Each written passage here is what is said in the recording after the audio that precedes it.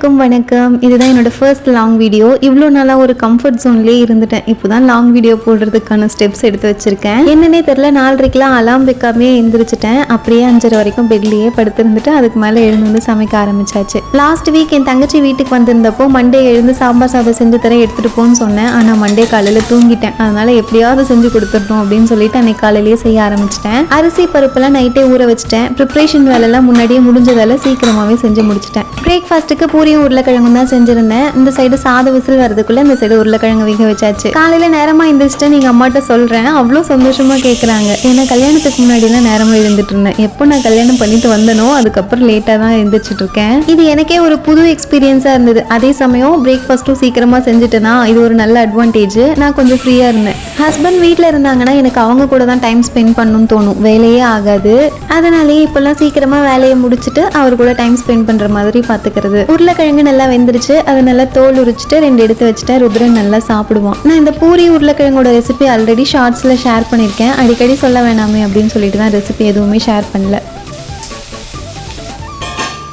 நான் YouTube start பண்ணதுக்கப்புறம் friends, family, relation எல்லாருமே லாங் வீடியோ போடு அப்படின்னு சொல்லிட்டு சொன்னாங்க. நான் அவ்வளோவா எதுவும் கண்டுக்கவே இல்லை. எனக்கு திடீர்னு தான் தோணுச்சு, சரி 2 ஷார்ட்ஸ் போடலாமே அப்படின்னு சொல்லிட்டு. இப்போ ரீச் கொஞ்சம் கம்மி ஆயிடுச்சு. ஸ்டார்டிங்லலாம் எடுத்த உடனே அவ்வளோ ரீச் ஆகும்னு நான் எதிர்பார்க்கவே இல்லை. எனக்குமே க்ரோத் அதிகமாக இருந்துட்டேலாம் இல்லை. குறைஞ்சிருக்கு, ஏறி இருக்கு, குறைஞ்சிருக்கு, ஏறி இருக்கு, டவுன் ஆயிருக்கேன், விட்டுடலான்னு தோணிருக்கு. ஆனால் இதுக்கு முன்னாடி நான் போட்ட எஃபர்ட்ஸ் எல்லாம் நினச்சி பார்க்கும்போது ஒரு நாள் க்ரோத் இல்லைங்கிறதுக்காக அத்தனையும் வீணாக போயிடுமே அப்படின்னு நினச்சிக்கிட்டே நான் போட்டுட்டு இருக்கேன். நான் என்னோட எஃபர்ட்ஸை போட்டுட்டே இருக்கேன். அது எப்போ ரீச் ஆகுதோ ஆகட்டுங்கிற மைண்ட் செட்டும் வந்துருச்சு. தங்கச்சிக்கு சாம்பார் சாதமும் வடகமும் போட்டு கொடுத்துட்டேன். எங்களுக்கு உருளைக்கிழங்கு மசாலா செஞ்சுட்டு மாவு பசைஞ்சு வச்சாச்சு.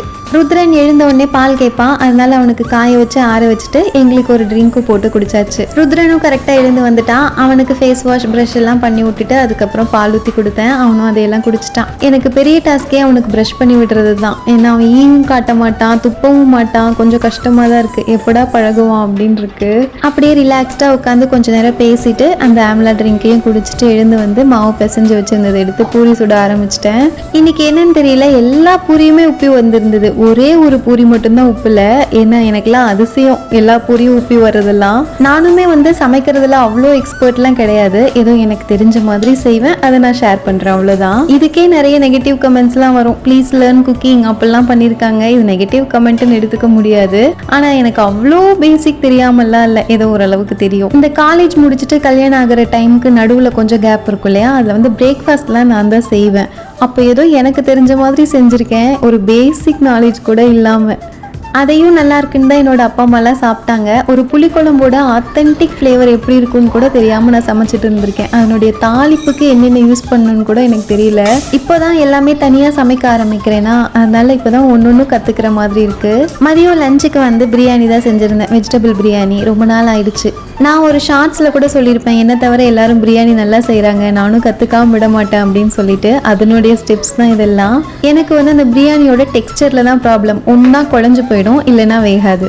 அதனால அதை கற்றுக்காமல் விடக்கூடாது அப்படின்னு சொல்லிட்டு பிளெயின் குஸ்கா, தக்காளி சாதம், meal maker biryani, vegetable biryani அப்படின்னு அது இதுன்னு அடிக்கடி செஞ்சுட்ருக்கேன். என் ஹஸ்பண்டும் சாப்பிட்றாரு, ஒன்றும் பிரச்சனை இல்லை. எனக்கு டேரெக்டாக நான்வெஜ்ஜில் போய் இறங்கி காசை வேஸ்ட் பண்ண வேணாமே அப்படின்றதுனால கொஞ்சம் சின்னதாக ஸ்டார்ட் பண்ணி செஞ்சு பழகிட்டு இருக்கேன். இன்னைக்கு தான் ஒரு பாஸ்மதி ரைஸை எப்படி குக் பண்ணும் அப்படிங்கிறதையும் நான் கற்றுக்கிட்டேன். ஆக்சுவலாக டெக்ஸ்சர் நான் எப்பவும் செய்கிறத விட என்னோட ஹிஸ்ட்ரியிலேன்னு சொல்லலாம், அவ்வளோ கரெக்டாக வந்திருந்தது. தாளிப்பு எப்பவும் போல தான். எண்ணெய், நெய்யில் ஸ்பைசஸ், புதினா, கொத்தமல்லி, வெங்காயம் இதெல்லாம் வதக்கிட்டு இஞ்சி பூண்டு பேஸ்ட்டும் போட்டுடலாம். எண்ணெயிலேயே கொஞ்சமா மஞ்சத்தூள், மிளகாத்தூள் இது எல்லாத்தையும் போட்டுட்டு நல்லா ஃப்ரை பண்ணணும். இப்போ அதில் தக்காளியும் போட்டு நல்லா வதக்கிட்டு எங்கிட்ட இருக்கிற காய் கேரட், பீன்ஸ், உருளைக்கிழங்கு இவ்வளோதான் சேர்த்துருக்கேன். தயிர் 1 கப்பு போட்டுட்டு நல்லா மிக்ஸ் பண்ணிடலாம். எந்த அளவுக்கு வதக்குறமோ அந்த அளவுக்கு டேஸ்ட் நல்லாயிருக்கும். நான் 1 டம்ளர் அரிசிக்கு 1.5 டம்ளர் தண்ணி எடுத்திருக்கேன். நான் குக்கரில் வச்சதால நம்ம எப்பவும் குக் பண்ணுற மாதிரியே குக் பண்ணிவிட்டு ஒரு விசிலுக்கு விட்டுட்டு அதுக்கப்புறம் ஒரு 10 மினிட்ஸ் அப்படியே சிம்லேயே வச்சுட்டேன். இதே ப்ராசஸ் தான் சீரக சம்பா ரைஸ்க்குன்னு சொல்கிறாங்க. நான் இன்னும் அதை ட்ரை பண்ணி பார்த்ததில்ல. அதை நான் ட்ரை பண்ணிவிட்டு கண்டிப்பாக சொல்கிறேன். எனக்கெல்லாம் இந்த பிரியாணி எப்போவாது தான் சூப்பராக வரும். எனக்கெல்லாம் ரொம்ப சந்தோஷமாக இருந்தது. அப்பாடி எப்படியோ ஒரு வழி அதுக்கான ஃபார்முலாவை கண்டுபிடிச்சிட்டோமே அப்படின்னு சொல்லிட்டு ஒரு வழியாக பிரியாணியெல்லாம் செஞ்சு முடிச்சுட்டு அப்படியே ரைத்தாவும் சைட் பை சைட் போட்டுட்டேன். அவங்களுக்கு லஞ்ச் பாக்ஸ் பேக் பண்ணி கொடுத்தாச்சு. இன்னைக்கு பிரியாணி செய்யறதுக்கு சிக்கனும் ஒரு சைடு கேட்டு பார்த்தேன். சரி ஏன் அவ்வளோ ரிஸ்க் எடுக்கணும், நல்லா வரலன்னா வீணா போயிடுமே அப்படின்னு சொல்லிட்டு வெஜிடபிள்ஸே போட்டு பண்ணிட்டேன்.